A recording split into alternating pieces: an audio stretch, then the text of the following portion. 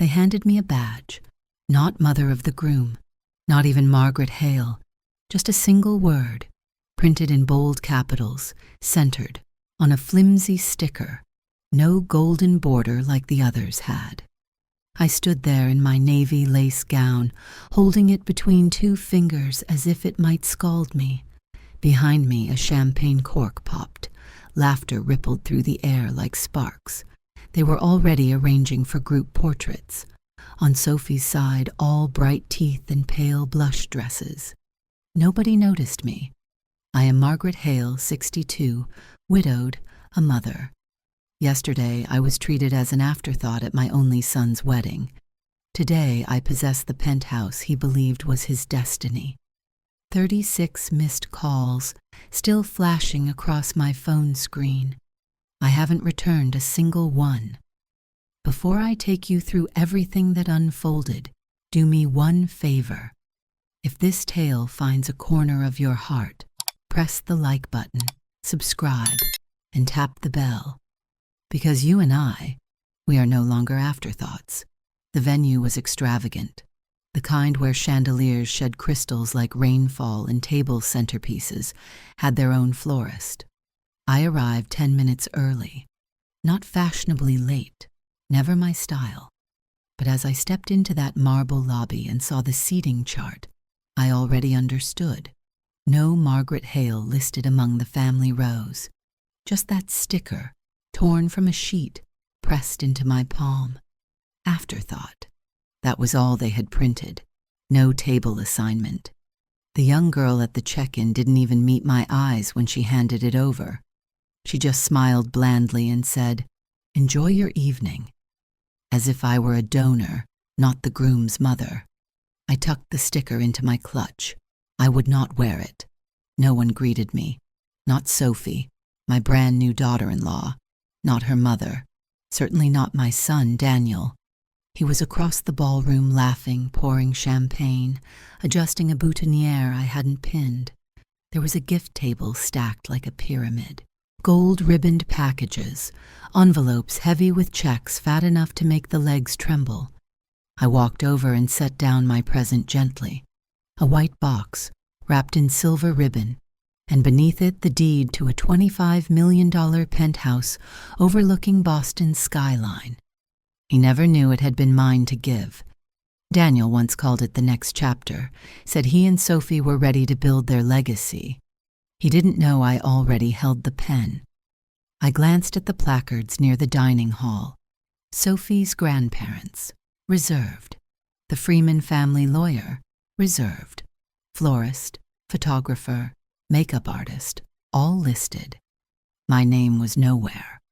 I stood motionless for a moment, watching the waiter pour rosé into tall crystal flutes.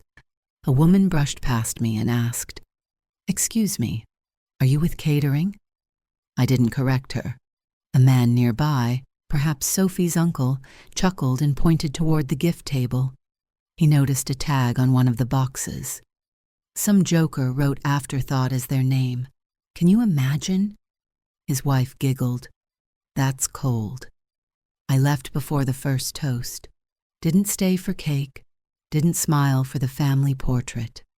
My steps carried me out the side exit, past a server balancing a tray of crab cakes. Outside, the night air felt honest. The irony? Just a week earlier, Daniel had thanked me for staying out of the way. Said it would mean a lot to Sophie's parents if I kept things drama-free. They printed Afterthought on my name tag. They smiled, and I slipped away, quietly. I glanced at my phone again. 36 missed calls from Daniel, from Sophie, from unfamiliar numbers. I wasn't going to answer. Not yet.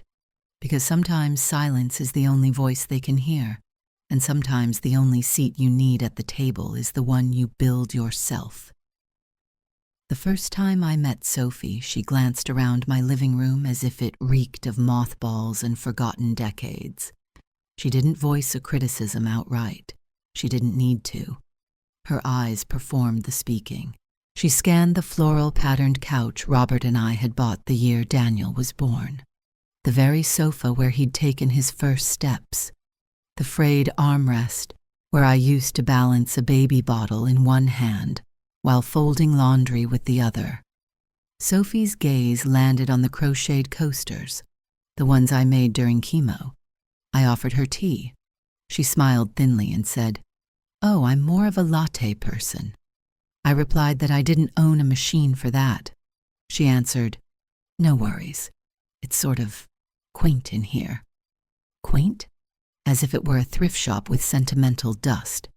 Daniel cleared his throat. "Sophie's just accustomed to more modern interiors," he explained, like a translator smoothing edges. I nodded. She didn't sit down until he did.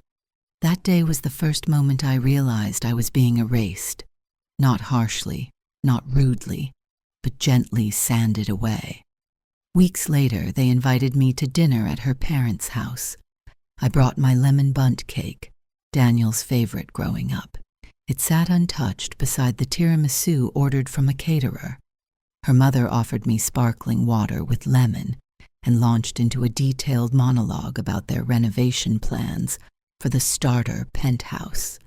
Starter, as if a 2,700 square foot condo in downtown Boston were an appetizer. They discussed open shelving, quartz countertops, tearing out the built-ins. Built-ins Robert had designed with his own hands. My fingers tightened around my napkin. Sophie leaned closer at one point, all polished teeth and no warmth. "I'm sure you understand, Margaret. We just want it to feel like us. You know, us." Daniel never looked up from his phone. He didn't even glance at me when I murmured, "Of course, it's just a space." A lie, but I'd learned how to survive on lies spoken with grace. I think the moment everything crystallized was one Sunday morning when I carried over a box of old photographs. I thought they might want to display a few at the wedding. Perhaps Daniel in the bathtub as a baby, or Robert holding him at the beach. One of the three of us in matching Christmas pajamas. Sophie flipped through them, humming idly. Then she paused, held one up, and said, "This isn't the vibe we're going for, but maybe a few for the memory table in the back." The back, where people might or might not stop while grabbing coffee. She handed the box back to me. "We're trying to keep the energy light." I said nothing, packed the photos back into their sleeves. Daniel stood beside her, arms folded, expression unreadable. I waited for him to speak. Instead, he simply walked me to the elevator and whispered, "Mom, can you just try to be pleasant?" Pleasant, as if I had made a scene, as if invisibility itself wasn't already the most agreeable thing I could offer. Back home, I sat on my porch with the photos spread across my lap. I studied one, me, younger, sunburned, smiling, cradling Daniel by the lake. No filters, no makeup, just joy. I whispered to the breeze, "I am trying." 2 days before the rehearsal dinner, Daniel phoned. "I need to ask you something," he said. My heart lifted. Perhaps an apology. Perhaps he had noticed. "Can you not bring up Dad during the speeches?" Silence stretched. He filled it. "It's just, Sophie never met him, and her parents are sensitive about that stuff. We want to keep things focused on us. The future." My throat tightened. I managed. "So no mention of the man who raised you, who saved every cent to buy that penthouse you're moving into." A pause. "Mom, don't make this harder than it needs to be." I hung up without another word, walked into the kitchen, pulled out the recipe card for lemon bundt cake. I didn't bake it. I just stared at Robert's handwriting on the back. "Add extra zest if she's had a rough week. Love, R." I folded the card back into the drawer. That night, I opened the safe hidden behind the linen closet. Inside, the original deed, the transfer forms, and the amendment Robert had signed 2 months before his death, granting me full authority. He'd said, "In case they forget, Maggie, I know you won't." I hadn't. So when Daniel told me, "Mom, don't stir things up," I smiled, because I already knew what he didn't. The waters had been stirred long ago. All I had to do was let the tide come in. They didn't invite me to the cake tasting. I found out when I bumped into Lydia, an old friend from church. She asked, "So how did the red velvet turn out?" I never imagined Sophie would pick something so bold. I smiled and nodded, pretending I had been there. I hadn't even known they scheduled one. Later that week, I scrolled through Sophie's Instagram. There she was, seated beside her mother and two bridesmaids, laughing behind tiers of fondant samples shaped like petals. Daniel stood in the background, distracted, tasting with a small spoon. I noticed something else. 3 champagne flutes on the table, one for Sophie, one for her mother, one for her sister, none for me. The florist meeting? Same story. I had always pictured choosing flowers with my future daughter-in-law, showing her the pressed lilacs from my wedding album, explaining how Robert had written a note beneath each bloom in my bouquet, like a secret treasure hunt. But I never got the chance. When I asked Daniel if he wanted help picking arrangements, he paused, then said, "Sophie's aunt is kind of taking the lead on that." I answered, "Of course, I understand." Another polite lie, wrapped in courtesy. Still, I tried to stay present in small ways, supportive, quiet, hopeful. A week before the engagement party, I mailed them a gift, a silver frame, delicately engraved with their initials and wedding date. Inside, I placed a black and white photograph of Robert holding baby Daniel, both wrapped in a towel on our porch. The caption beneath read, "Love that chooses quietly, every day." 2 days later, the box came back unopened. Taped to the lid was a Post-it note. Precise handwriting, Sophie's. "We already have enough frames, but thank you for the thought. No greeting, no signature, just that." I sat on my bed holding the note. My hands didn't shake. They didn't need to. Some pain doesn't arrive like a storm. It seeps in like cold into your bones. Familiar, predictable. I didn't cry. Instead, I walked to the hallway closet, opened the small wooden box where I kept our wedding album, and slid the yellow note inside, right between page 16 and 17, where my own mother had written me a letter before she died. That Post-it joined the archive of silences I've endured. They never mentioned the gift again. Daniel didn't call, but that night, as I poured myself a cup of tea, I let my eyes rest on the manila folder tucked into the bottom drawer of my desk. I hadn't touched it in months, not since the transfer had been finalized. Most people didn't know this, but back when Robert was still healthy, we had invested in a high-rise project downtown. It used to be an abandoned printing press. Robert had said, "Maggie, in 10 years, this will be the skyline of Boston." He was right. What no one knew, not even Daniel, was that when Robert passed, he left me sole decision-making authority on our portion of the development. And when the last penthouse was released, Unit 44403, 3,200 square feet of glass, marble, and sky, I claimed it under our trust. Not under my personal name, but under the investment trust I controlled entirely. Sophie and Daniel thought they were moving in as owners. They weren't. They were tenants, and they had no idea. I never mentioned it, never waved it in their faces. I wanted them happy, building something of their own. But each time I was excluded, each time I was erased a little more, I found myself imagining the sound of that front door clicking shut, behind me, alone, quietly mine. There was another moment, small, forgettable to others, but it stayed. It was the rehearsal dinner. They didn't ask me to speak, didn't ask me to light a candle, didn't even assign me a seat at the head table. Instead, I was placed near the back, between Sophie's college roommate and a second cousin who couldn't remember my name. When I excused myself early, nobody noticed. I stood outside the venue under strings of lights, holding my purse, watching couples laugh and clink glasses through the windows. I pressed the car key in my pocket. My hand brushed against something. The post-it, still folded there. I unfolded it and reread. We already have enough, but thank you. That night, for the first time, I believed it.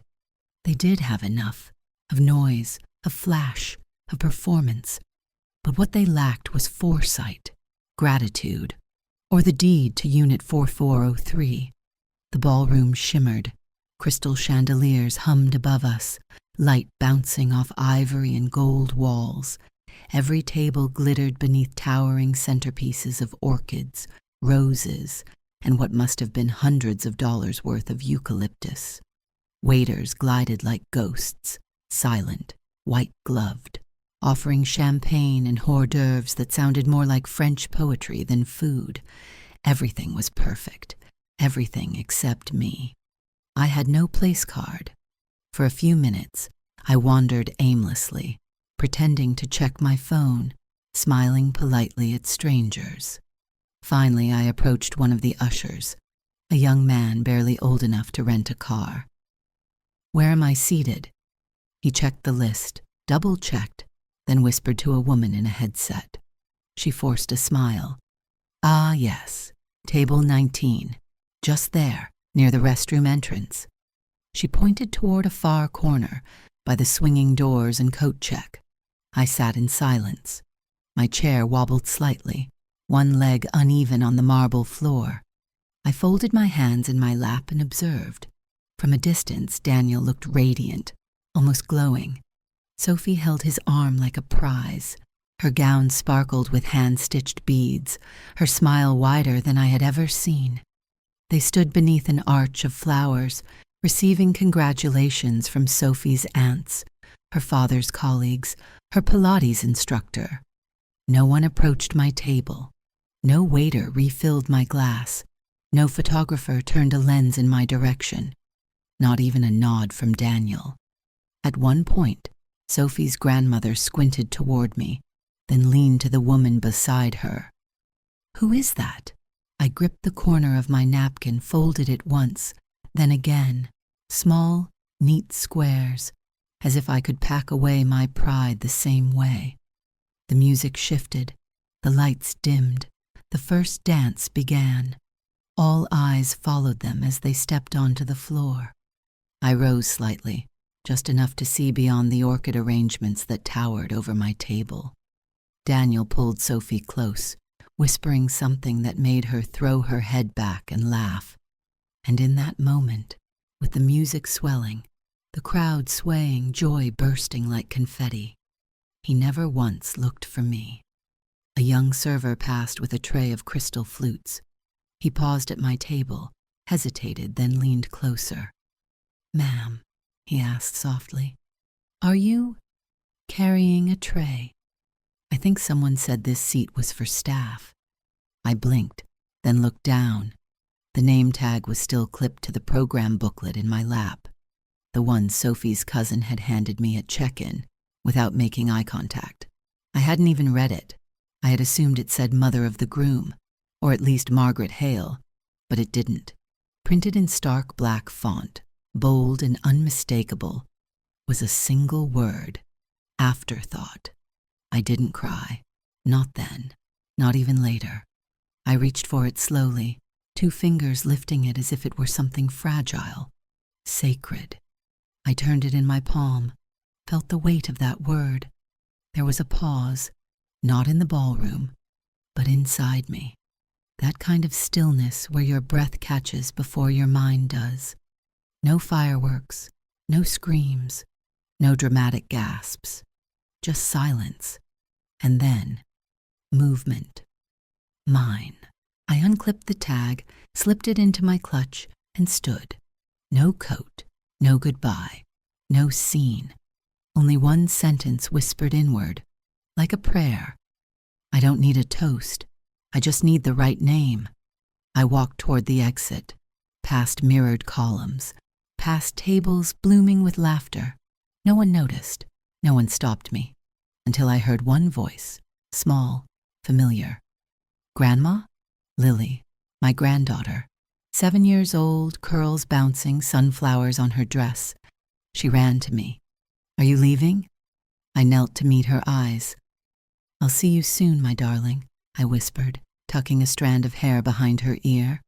And then, because I wanted her to remember, I pressed a kiss to her forehead. Always know where your seat is, I told her, and if they don't offer you one, make your own table. That night outside in the Boston air, I called Clara. She answered on the second ring. No pleasantries, no questions. It's time, I said. She didn't ask why. She already knew. By the time I reached the sidewalk, the bank notification had arrived. I turned off my phone, slipped it into my clutch beside the Afterthought tag, and walked into the night. Not alone, not forgotten, but with dignity trailing behind me, like a veil. I didn't take the main exit. Instead, I slipped quietly into the hallway near the kitchen, past swinging service doors until I found the back stairs that led down to the wine cellar. The Langston estate staff had always been discreet. They nodded at me as if I still belonged, because technically I did. The air grew cooler as I descended. Marble gave way to limestone. By the time I reached the cellar, my hands had stopped trembling. I pulled out my phone. 1 missed call, 36 unread texts, none from Daniel. I scrolled to Clara Whitmore, tapped. She answered before the second ring. Mrs. Hale. I took a breath. Clara, it's time. She didn't ask why, just silence on her end, then the soft rhythm of keys clicking. Professional, precise. Exactly what I paid her for. Full execution, she asked. Yes, I said, without hesitation. Pull the trigger. Now let me explain. The penthouse was never truly theirs. It was a promise made by Sophie's family, one of many flashy gestures during the engagement. We're gifting them the top floor at the Langston, her father Jonathan had said to me once, at a dinner I hadn't wanted to attend. A view of the whole skyline. Our wedding gift. What he didn't know, or perhaps had conveniently forgotten, was that I controlled the majority shares in Langston Development Group. The entire tower bore the Langston name, yes, but it had been Robert's land, Robert's careful investments, and my silent decisions that allowed it to rise. When Robert died, the board assumed I would step aside. I didn't. Instead, I bought out 2 minor partners, not quickly, not loudly, but persistently. By the end of that fiscal year, I held 62% of Langston's residential assets, including Unit 4403, the penthouse, the one with 3 terraces, Italian marble floors, and Sophie's Pinterest mood board scribbled across design sketches. They never asked me, not for approval, not for insight, not even for access. They simply assumed I would fade, assumed I would sign, assumed, like so many others, that silence meant absence. It didn't. Silence meant I was watching, documenting, waiting. I could hear the faint thump of bass from the ballroom above me. Laughter. A toast, maybe. Clara returned to the line. All authorization documents confirmed. Would you like to sign electronically or... I already did, I interrupted. Tuesday. Remember? A pause. Of course, she said. I just pressed send. The transfer will reflect within the hour. A copy goes to the escrow officer and a blind copy to their wedding planner.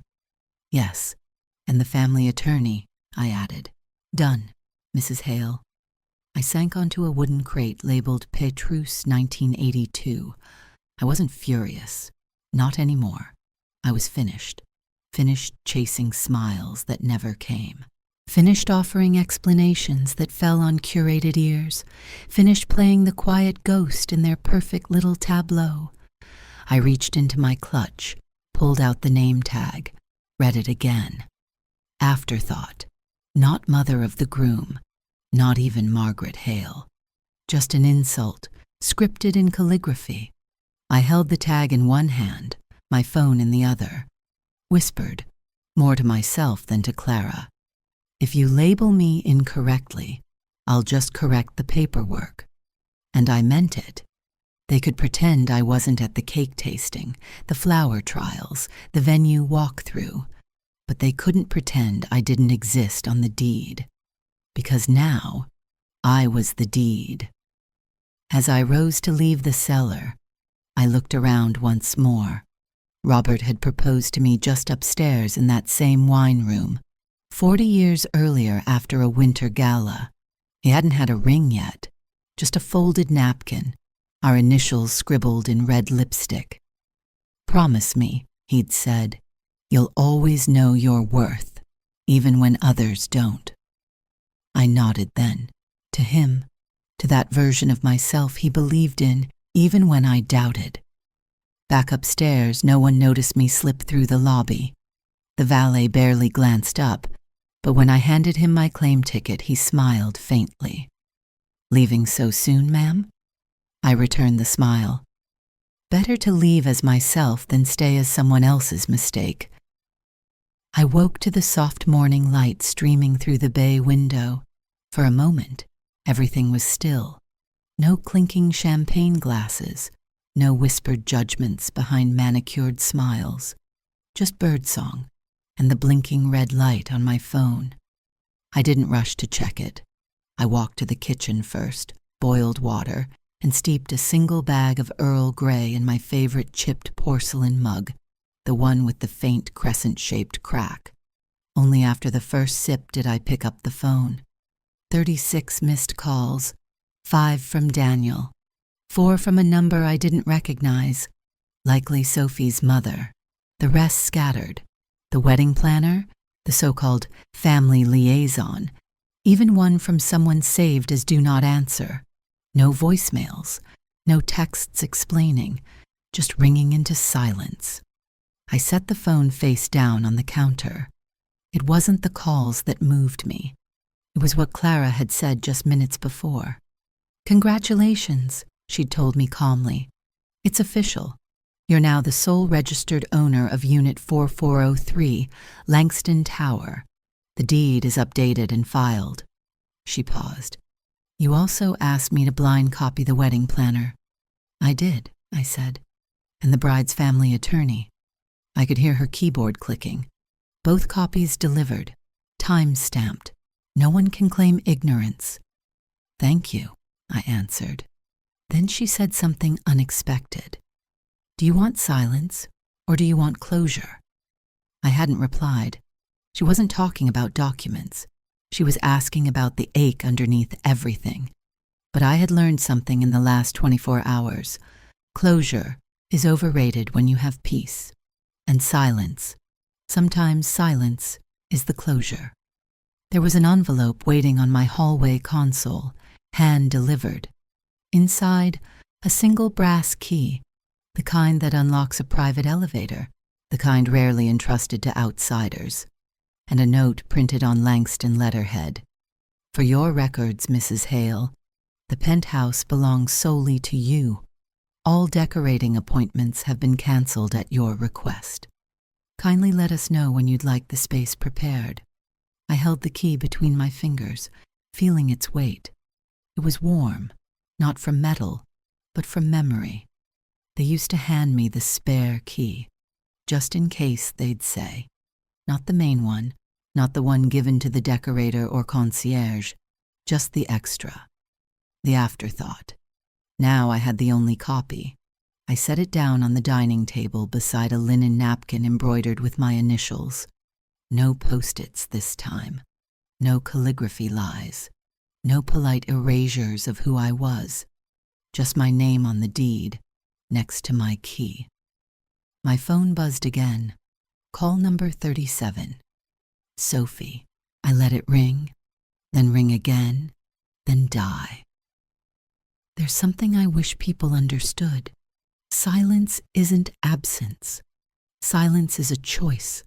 Silence is strength, dressed in satin.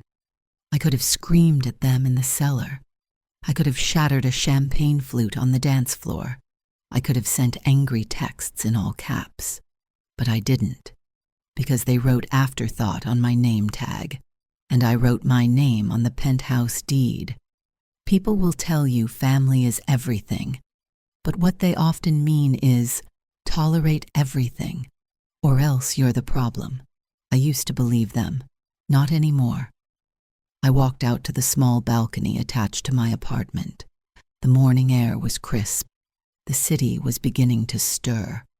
In the distance, I could see Langston Tower, a gleaming spire of glass and stone.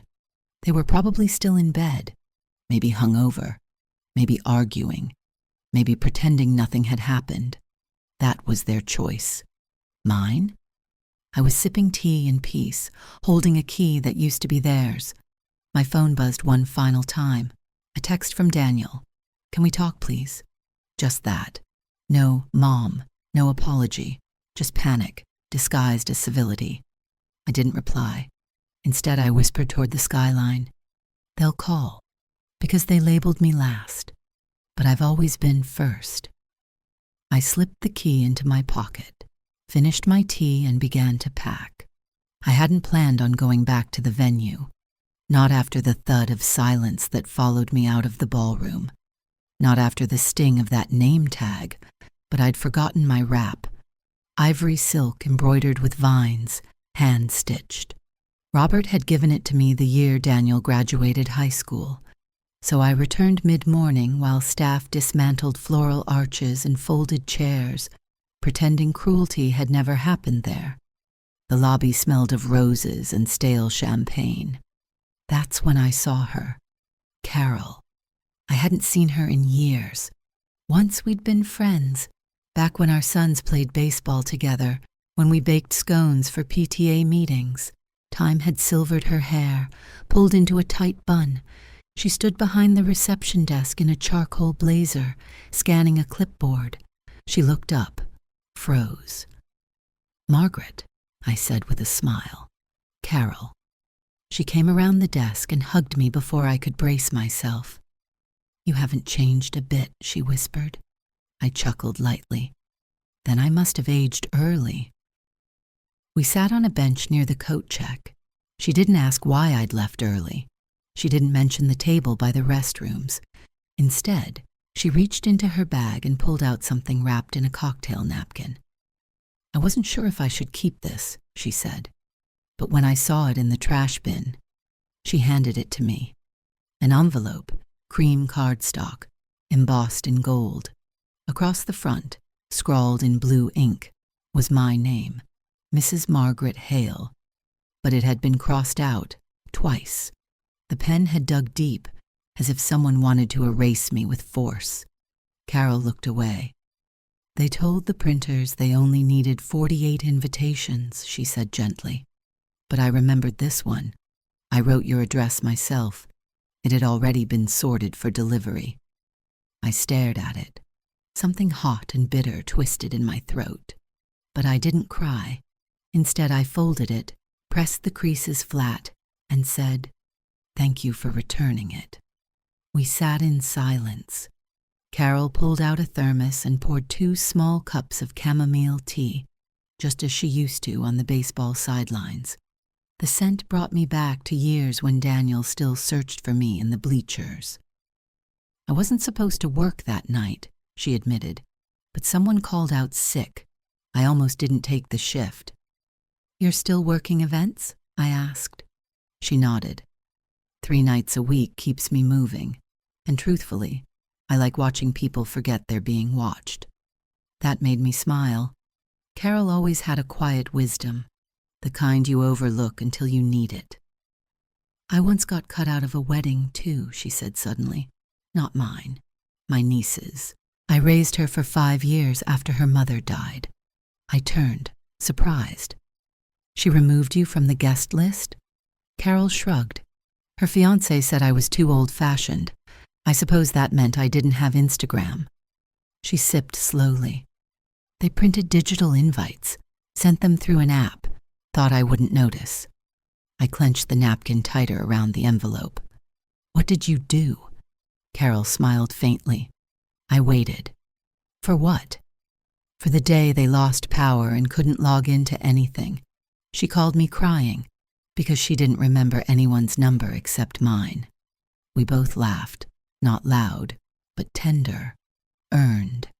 I looked again at the crossed-out invitation in my lap. You're going to keep it? Carol asked. I am, I said, but not to dwell. I stood, walked to the small gift shop near the elevators. 10 minutes later, I returned with a simple oak frame. I slipped the envelope inside, pressed the glass closed, and set it upright. Carol tilted her head. Art? A reminder, I answered. Of what? That even when they try to erase your name, the paper still remembers the first one written. Carol touched my arm before I left. If you ever want tea again, you know where to find me. I do. I hugged her once more. She didn't ask if I was okay. I didn't pretend to be. But for the first time in a long while, I felt seen. Not because someone needed something from me, but because someone remembered me. That evening, I placed the framed invitation on my bookshelf, right beside my own wedding album, the one where my name had never been crossed out, the one where love still meant inclusion. I asked her to meet me at Murphy's Diner. No white linens, no chandeliers, just a corner booth, chipped mugs, and a red leather menu that had seen more truth than the ballroom ever could. Sophie arrived 10 minutes late. No apology. She wore tailored slacks and a silk blouse that whispered, I deserve better than this. But she sat, because she knew. She had read the news. The deed transfer was public now. Langston Towers' penthouse, unit PH 57, was mine. I assume you asked to meet so we can renegotiate, she began. Her voice was flat, measured, like she was speaking to a client, not her husband's mother. I stirred my coffee slowly. No, Sophie, I'm not here to negotiate. She blinked, leaned forward. I get that you're upset about the wedding, but this isn't personal. This is real estate, investment, family planning. I held her gaze, quiet, then slid a folder across the table. She opened it. Her fingers trembled just slightly as she read. It wasn't a gift, not a sale, not even a permanent arrangement. It was a lease, 12 months, conditional. Her lips pressed thin when she reached the clause. Tenant must complete 15 volunteer hours per week at Mayfield Women's Shelter. She gave a single laugh, sharp, humorless. This is a joke, right? No, I said evenly. You can't be serious. You expect me to mop floors and hand out canned soup for women who didn't plan their lives properly? I folded my hands. They didn't plan to be beaten, or abandoned at 17, or left with children and no health insurance. She looked away. I didn't rush to fill the silence. I let it breathe. Finally, she muttered, I didn't take anything from you. This penthouse was promised to me. Daniel told me it was our long-term security. And did you ever ask him, I replied, who secured it before he promised it away? Her eyes flickered. She hadn't known. Not really. Daniel had boasted about investors, architects, finishes, but he hadn't told her who had carried the risk. This was mine, I said softly, long before your hashtags and floral centerpieces. Her voice dropped, cold. You didn't have to do this. No, I nodded. But I did. She glanced at the lease again. You're punishing me. I'm inviting you, I corrected, to understand the people whose backs hold up the penthouse floor you're so eager to live on. She laughed again, tighter. You think I'm going to parade in an apron for Instagram? Cry with broken women to earn a condo? I tilted my head. I think if you want to stand on the 57th floor, you should know how to stand tall on ground level. Her hands curled. but her eyes wavered. For a moment, a crack in the armor. "I need time," she whispered. "You have 48 hours, I said. "After that, the lease goes to someone else on the waiting list." Her mouth fell open. "You're renting it to the public?" "No," I answered. "To a retired school teacher with a disabled son. She works 2 jobs and still writes poetry on Sundays." Sophie stared. "You're doing this to make a point." I lifted my coffee. "I already made it. You're the one deciding whether to learn from it." We didn't hug, didn't shake hands, didn't pretend this was reconciliation. But as she left, shoulders lower than when she arrived, steps slower, I saw the weight of entitlement slip, just a little. She didn't know yet how heavy it had been, but she would. I stayed in the booth a while longer, paid in cash, tipped generously, then opened my planner and circled a date, a private reminder. Justice doesn't need a stage. Sometimes it's just a signature, drawn gently in ink. I didn't expect Sophie to say yes, but 41 hours after that diner meeting, Clara forwarded me the signed lease. Typed signature, timestamp, Sophie Whitmore, tenant. Attached was a note, penthouse keys delivered, move-in confirmed, shelter start date, Friday, 9:00 a.m. I closed the email, drew in a long breath, and for the first time in months, exhaled with something like hope. Friday came. I didn't call her, didn't check if she showed up. I let the world do what it always does when entitlement meets consequence. It teaches. Rough at first, then fair. The first update didn't come from Sophie. It came from Carol. Yes, Carol, the wedding receptionist, my old friend. She volunteered at Mayfield Shelter every Thursday. She texted me a photo. Sophie, in a staff apron 2 sizes too big, standing beside crates of canned beans. Carol's caption was dry. She asked if the kitchen stocked oat milk. I didn't laugh. Well, maybe a little. But mostly I felt reluctant admiration. She showed up. She could have walked away, could have booked a hotel and blamed me for the rest of her life, but she didn't. Carol filled me in later. That first day, Sophie didn't speak much. She hovered near the door, sunglasses on indoors as if shame could be shaded. She dropped a box of oatmeal trying to lift it onto a shelf, flinched when a toddler clung to her leg, wrinkled her nose when asked to wipe down the bathroom stalls. By noon, she was pale. By 2, she asked twice if she could leave early. And then came Arlene. Arlene wasn't anyone you'd see at a wedding like Sophie's. Her cardigan was riddled with holes, her hands cracked from years of dish soap and bus stops. She had 3 missing teeth and a single photo in her wallet. A boy in a Little League uniform. Dante, 2009, scribbled in pen. She'd lost him in a custody battle, then lost herself somewhere after.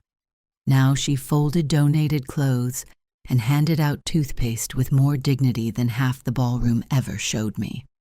Sophie was stacking socks when Arlene approached. Carol said Sophie looked ready to recoil, but Arlene didn't judge. She just said, "You're new." Sophie nodded. "You'll probably leave," Arlene added matter-of-factly.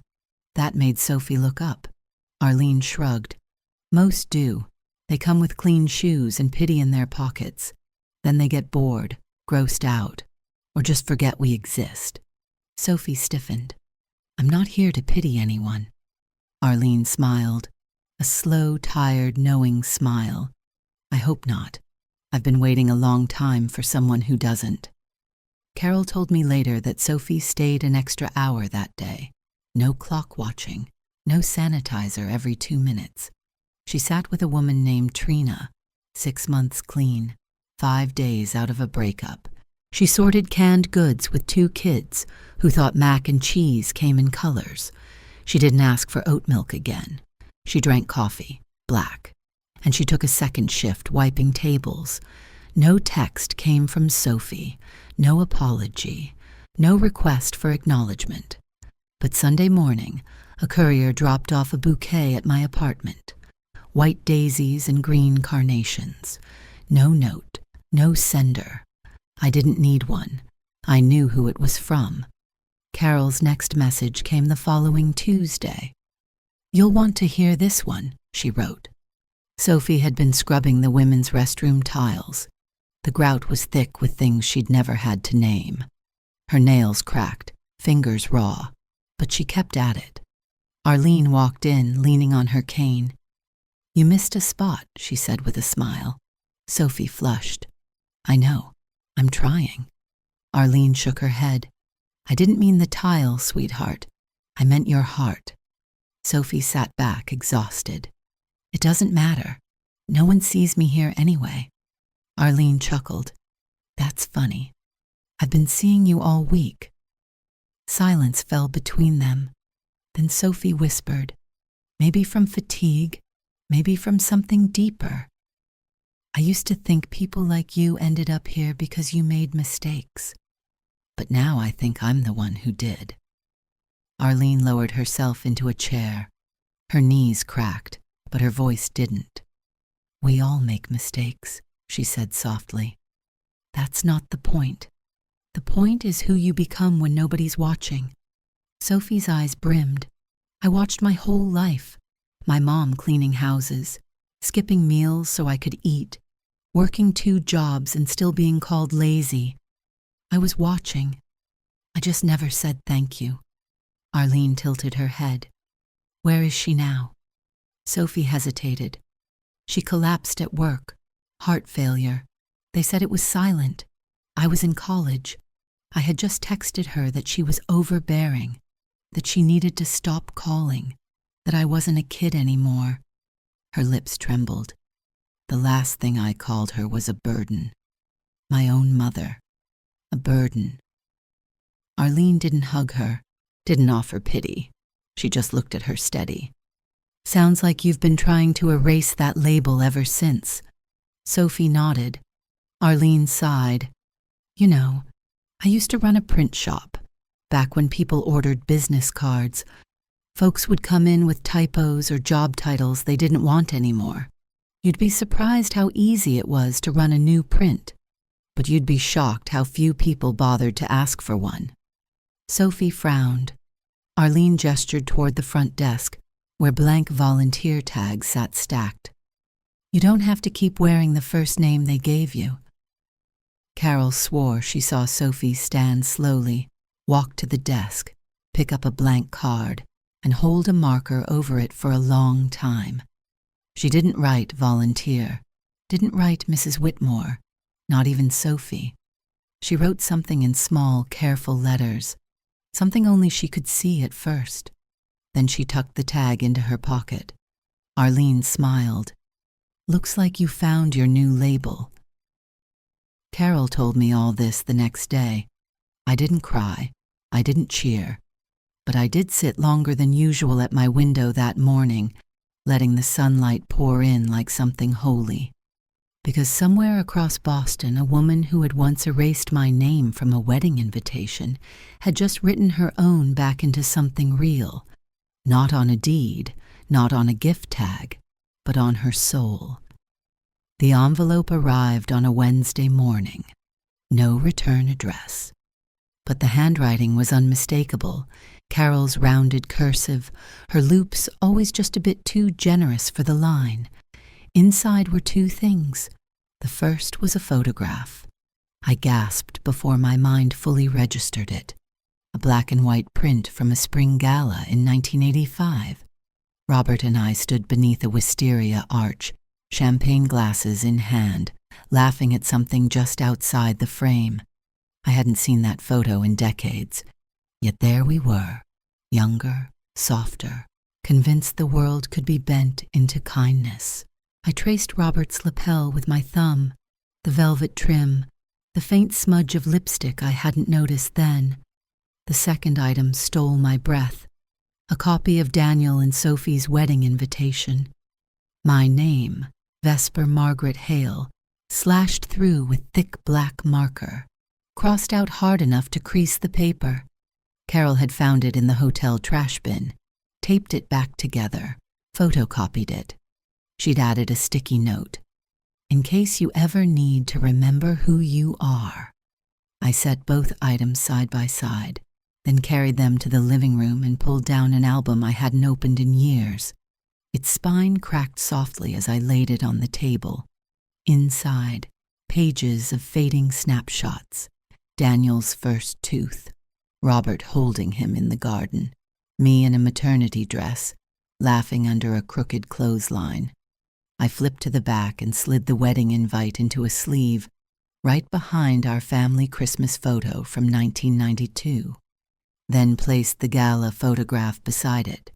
I sat for a long while, fingers hovering above the plastic. Finally, I reached for a blank note card, white with gold trim, no logo, no heading, just space. And I wrote, to the one who once called me a burden, I used to think being invited meant being grateful no matter the terms. I stayed silent through years of dismissals, thinking quiet suffering was grace.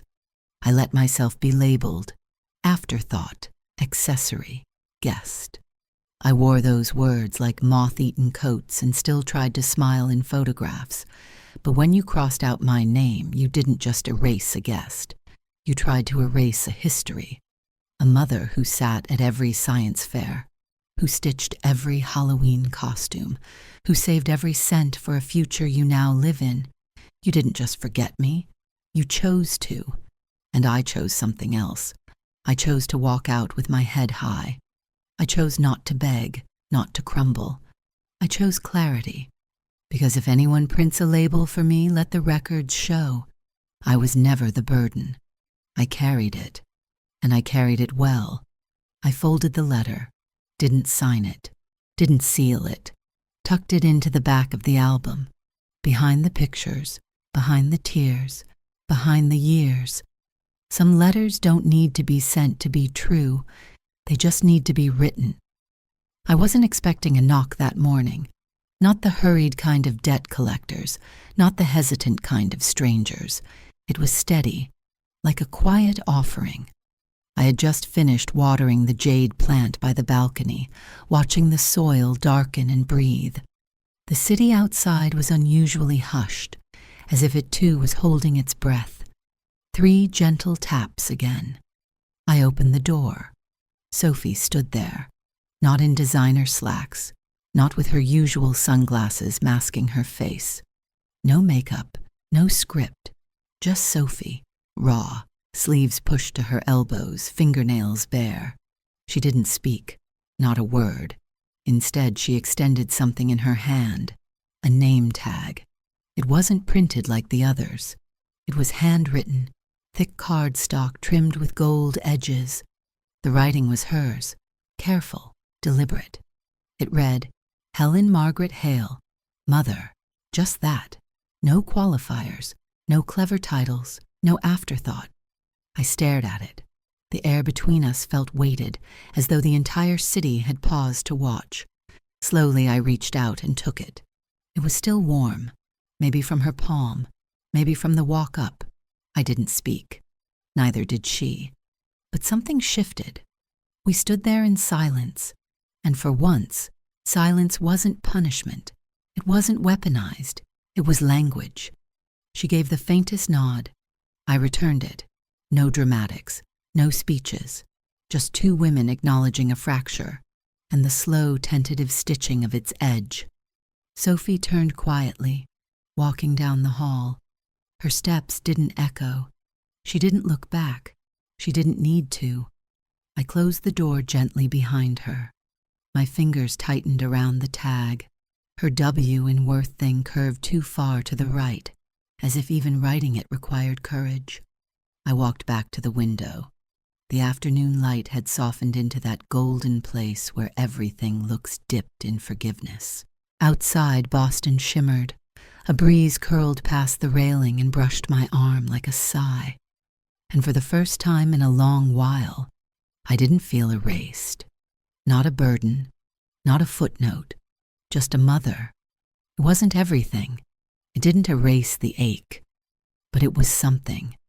and sometimes something honest is enough to begin again. It had snowed the night before, the kind of snow that blankets broken sidewalks and rusted fences with a quiet mercy, giving everything a second chance to look new. I arrived at the shelter early, carrying a box of scarves I'd knitted myself. I didn't announce I was coming. Inside, the dining hall had been cleared. Folding tables lined the walls, piled with coats, boots, and gloves, some brand new, some gently used, all carefully sorted. Children darted about, slipping arms into jackets far too big, laughing as the sleeves swallowed their hands. And in the middle of it all was Sophie. She wore a plain navy coat, a Santa hat drooping to one side. She knelt beside a girl of maybe 6, zipping up a bright red parka. "There," Sophie said, brushing the child's hair from her face. "Now you're ready for the North Pole." The girl beamed. "I'm Maria. Do you remember me?" Sophie smiled. "Of course. Last week. Green mittens, right?" Maria giggled, nodded, spun in her new coat. Sophie rose slowly, knees stiff from crouching, and looked around the room. No spotlight, no applause, just people warmed and seen. I watched from the doorway, unseen. Loretta, the shelter's longtime manager, touched Sophie's elbow. "You've done something good today," she said. Sophie let out a breath. "I just handed out jackets." Loretta shook her head. "No, honey. You showed up. You listened. You remembered names. That's what makes people feel human again." She paused. "You came here because of a contract. But why did you stay?" Sophie glanced across the room. Maria was twirling, arms out wide, laughter filling the space. "Because she remembered my name," Sophie said quietly. Loretta squeezed her shoulder, smiled. I stepped back into the hall before they could see me.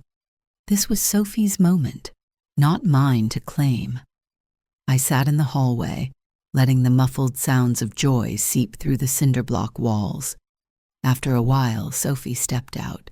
She didn't look startled to find me there. She held a paper cup of cocoa. "Extra marshmallows," she said, handing it over. I remembered. I took it, smiled softly. "You did." We walked outside together. Snow was falling again, light as ash, settling on our shoulders without sound. She pulled a folded list from her pocket.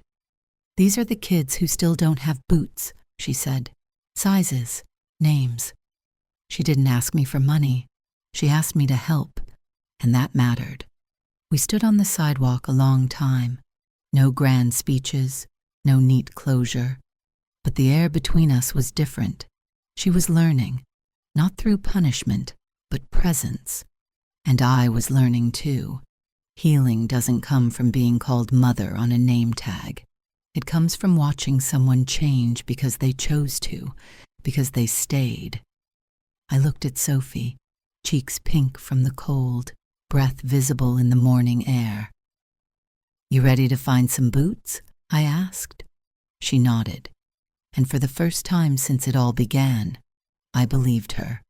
I roasted a chicken, not because it was a holiday, not because anyone was visiting, simply because I had the time and the quiet. The rosemary from my small garden patch still held its fragrance, even in the cold. I drizzled olive oil, basted the bird slowly, the kind of cooking you do only when no one is rushing you, the kind that makes the house smell like warmth again. I had just finished setting the table, 2 plates, 2 cloth napkins, water with lemon slices, when there was a knock. I wasn't expecting anyone. I opened the door. Daniel. No text, no warning, no Sophie, just him. He held up a bottle of apple cider.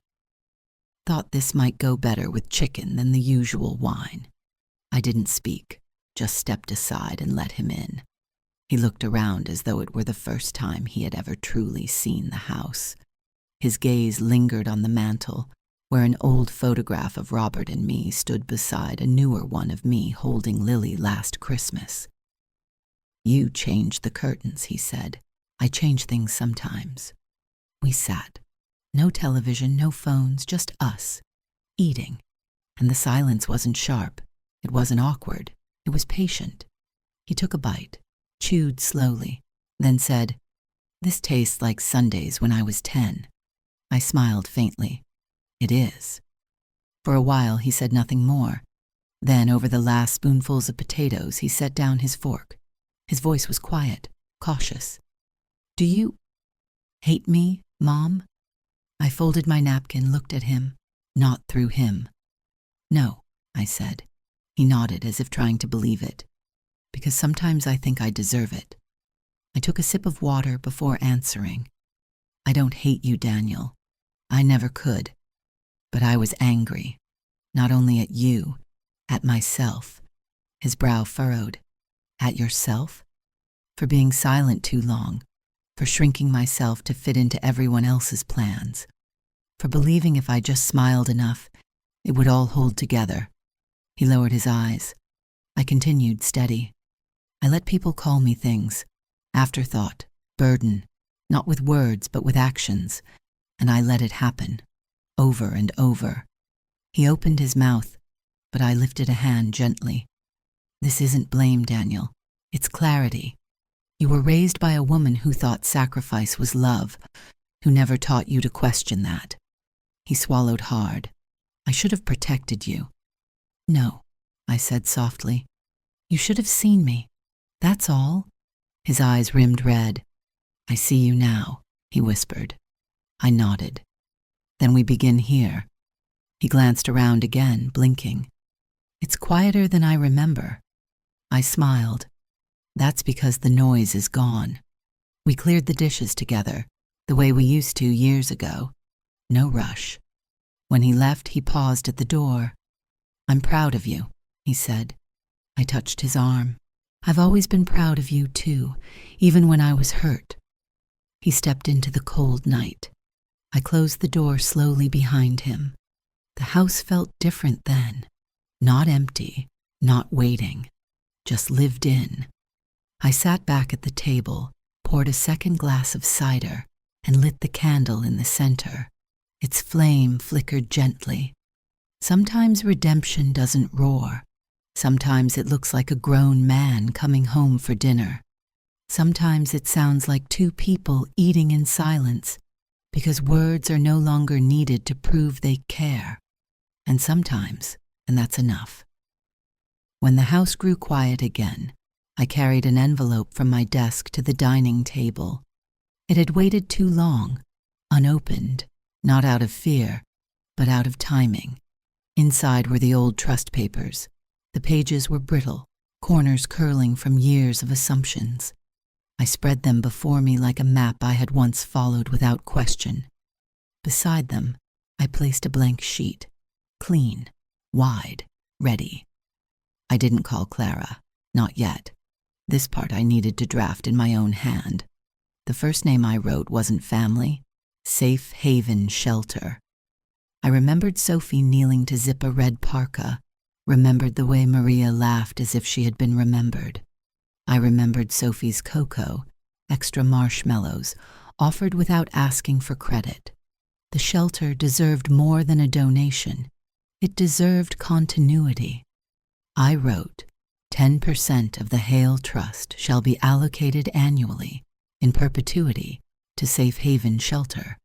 Then I added a name beneath that clause, Arlene, no surname, just Arlene, the woman who sat in silence beside Sophie when she confessed about her mother. The woman who had lost more than I could ever fathom, yet still showed up, still stayed late, still remembered other people's birthdays. Bequest of $250,000 to Arlene, to be used at her sole discretion. No conditions, no oversight, no questions. Too many live their whole lives without being trusted with anything. She had trusted Sophie with her story. Now it was time someone trusted her back. Daniel's section was harder. I thought of him at my table, eating roast chicken like he was 10 again. I thought of his whisper, "I see you now." I didn't want to reward performance. I wanted to affirm growth. So I wrote, Daniel Hale shall inherit 20% of the estate contingent upon completion of 200 volunteer service hours within 24 months at any registered community organization. Proof of completion required by affidavit, not punishment. A reminder. Love without contribution isn't legacy, it's entitlement. Finally, I came to the penthouse. I looked out my window. My own view wasn't as high, but it was mine, and for the first time that meant something different. I wrote, the Langston penthouse, 57th floor, is to be transferred in full to Sophie Whitmore under the following conditions. She shall continue volunteer service at Safe Haven Shelter at least 2 days per week for no fewer than 3 years. She shall submit annual reports detailing community projects initiated or supported. If either condition lapses for more than 2 consecutive quarters, ownership reverts to the Helen Hale Foundation. I leaned back. I wasn't writing from spite. I was writing from truth. Power hoarded means nothing. Stewardship builds something lasting. At the bottom, I signed with deliberate strokes, Margaret Hale, the same name once scrawled on an invitation, then crossed out. I sealed the document, whispering to the silence around me, real power isn't in what you own, it's in how you leave it behind. It was a Tuesday, not circled on calendars, no photographers, no milestones, just an ordinary day that carried something extraordinary inside it. A handwritten flyer was taped to the shelter's side gate. Warm winter gathering. All welcome. I recognized Sophie's script from across the street. Her loops, her soft angles. Inside, folding chairs didn't match. Tablecloths were creased.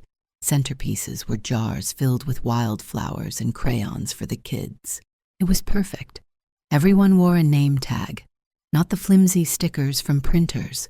These were cut from thick cardstock with pinking shears, calligraphy in black ink, full names, no abbreviations, no missing titles. No one was +1. No one was Afterthought.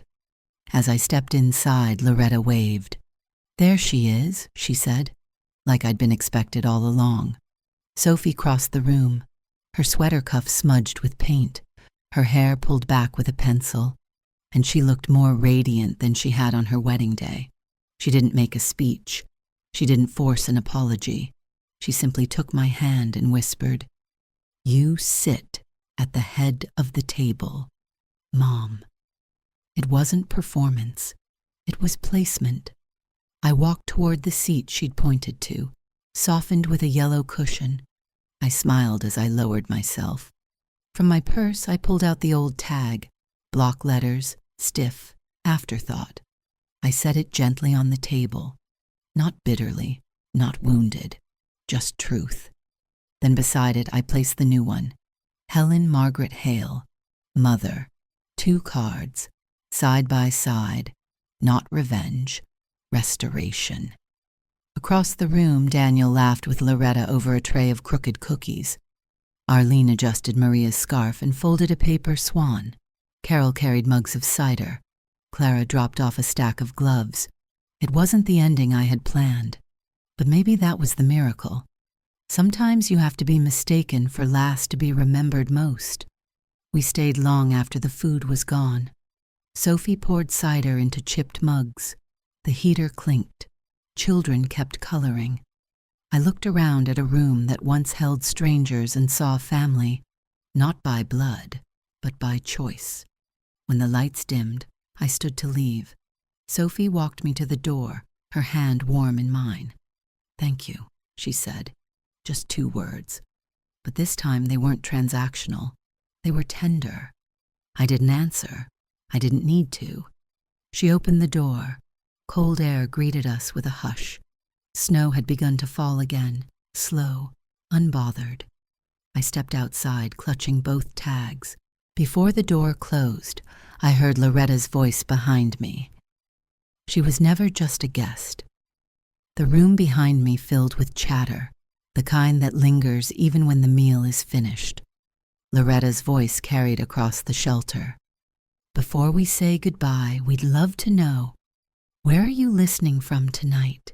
Is it a quiet morning with a warm mug of coffee? Or a late night where stories like this keep you company?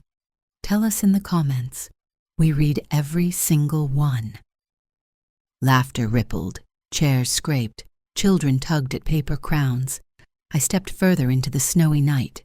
The city of Boston glowed, lampposts haloed in frost, sidewalks softened under white. In my hand, the two name tags rested together. One, Afterthought. The other, Margaret Hale, Mother. Side by side, they told the story better than any speech could. Not erasure, not vengeance, restoration. The walk home was quiet. My boots pressed prints into untouched snow. The air carried a kind of stillness that felt almost sacred. Inside my apartment, I placed the tags on the dining table, lit a small candle beside them. The flame quivered, throwing shadows across both names. For a long while, I simply watched. People will tell you family is everything. What they often mean is endure everything, or else you're the problem. I used to believe that. Not anymore. Now I know. Family is built where dignity is honored, where silence isn't punishment but choice, where labels don't erase but reveal. I lifted the newer tag in my hands. Its edges were warm from the flame's glow. Sometimes the miracle doesn't knock loudly.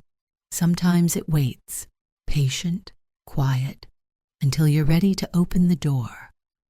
That night, I whispered to the city, to Robert, to myself. I was never an afterthought. I was always enough.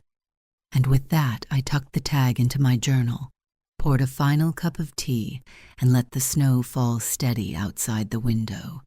The kind of snow that covers broken ground with mercy. The kind that makes everything, for just a moment, look new again.